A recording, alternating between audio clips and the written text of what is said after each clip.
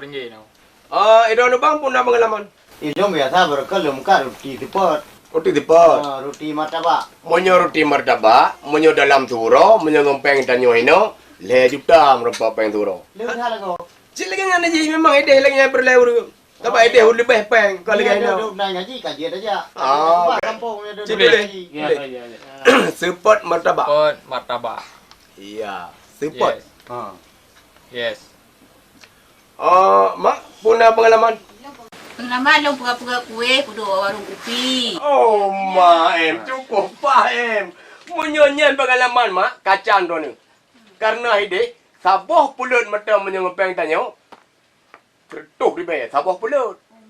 Mak menyana tem-tem menua mon 50 bah paduga. Ilo teroro 200 gram. Kadai faham kan ikan japa mak. Nyai ke padai tu ni. Dut pulut.